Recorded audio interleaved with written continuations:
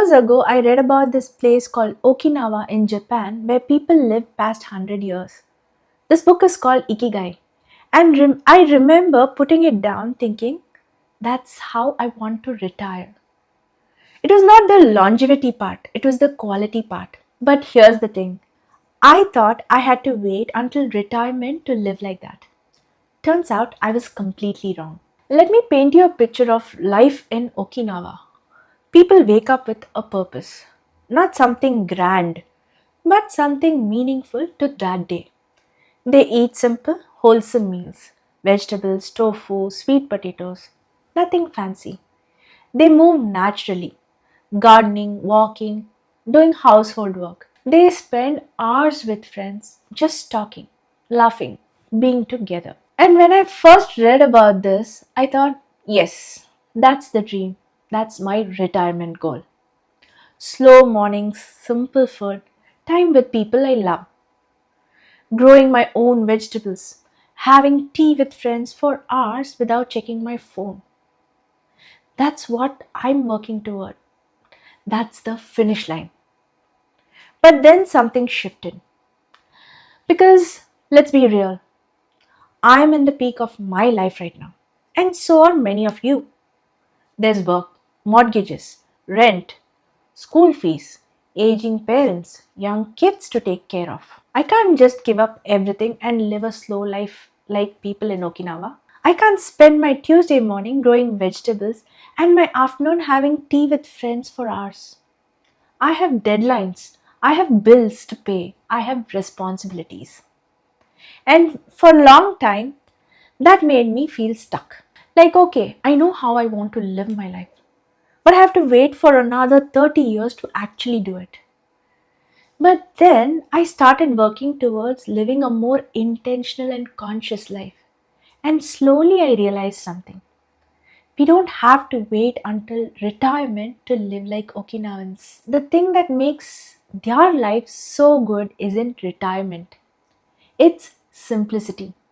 And simplicity that doesn't require waiting, that requires choosing. So here's what I started noticing.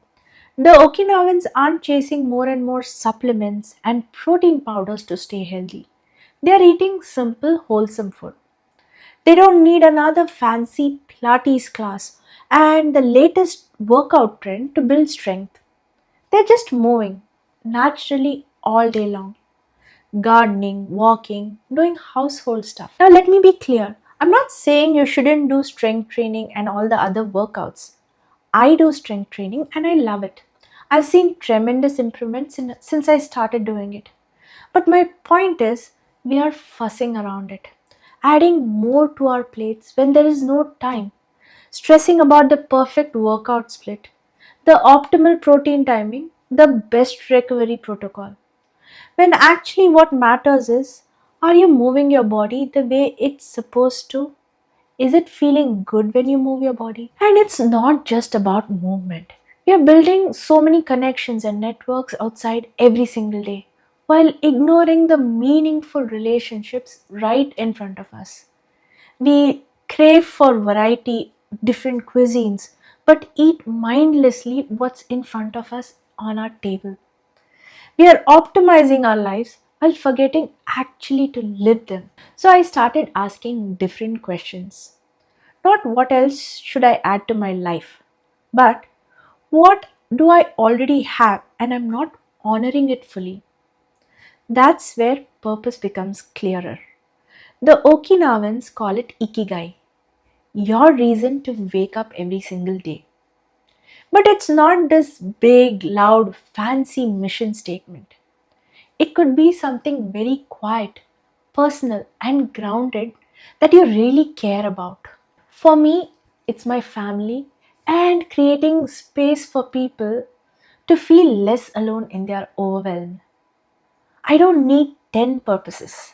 I need one that I can wake up every single day and be passionate about pursuing. And here's what I realized, purpose isn't something you find once and check it off.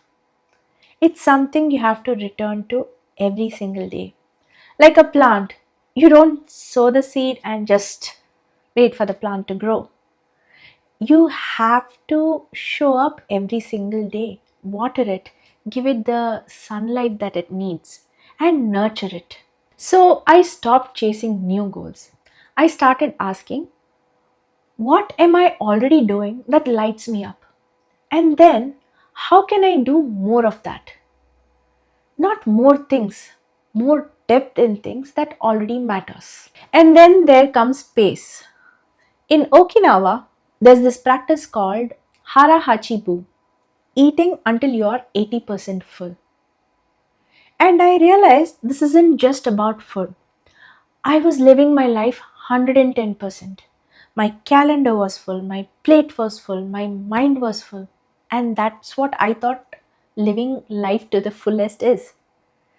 But in reality, I wasn't tasting anything. Not my meals, not my conversations, nothing at all. So I tried something different. I started eating simple meals. I started noticing the textures, the flavors, and how I felt while eating the meal. This was not just with the meal. I stopped filling every minute of my day as well. I started moving more naturally, taking time for gardening, stretching, and not filling up my calendar 100%. 80% was more than enough for my calendar too. Last month, I was scrolling through my contacts. Hundreds of names, people I've met, networked with, connected to online, and realized I felt alone. Not because I didn't have people, but because I wasn't with them. Not really. So I stopped scrolling and I texted three people. I didn't pitch anything, didn't ask for anything. I just said, I've been thinking about you. Can we talk this week? And you know what happened? Two of them replied immediately within just few minutes. We talked, we laughed, we remember why we matter to each other. And I thought this is what Okinawans mean by friendship. Not a network, a circle, a few people who show up, who stay. I realized I had been trying to expand my connections when what I actually needed was to deepen the ones that I already have. I'm also spending more time in flow, painting, gardening, writing, cooking, not for content, not for productivity, just because those moments ground me. Peace isn't something that I find after the to do list. It's what happens when I stop filling the to do list with things that actually don't matter to me. So here's what I'm realizing. Simplicity isn't about removing things. It's about strengthening what's already here. You don't need more goals. You need one that you can return to every single day. You don't want more meals. You need the ones that actually nourish you. You don't need more people around you. You need a few who truly show up. The Okinawans live to 100 not because they are doing everything right, but because they are doing a few things deeply, with purpose, at a human pace, in peace. And that's what I'm working toward now. Not perfection, not optimization. Just showing up to what's already in front of me with more presence, more care, and more intention. I don't know if 100 plus years longevity is what I'm looking for, but I know this. I don't want to spend my next 30 years rushing only to finally slow down when my body forces me to. I want to practice now so that when I do have more time, I know what actually to do with that time. And maybe that's the real lesson from Okinawa. It's not about living longer, it's about living fully at every stage, even this one. So here's what I want you all to sit with. What's one thing that you already have in your life and want to strengthen it? Not add, strengthen. A relationship, a practice, a daily rhythm. Because simplicity isn't about having less, it's about honoring more of what truly matters. If this resonated with you, subscribe. I explore such ideas every single week. Thanks for being here. I'll see you in the next one.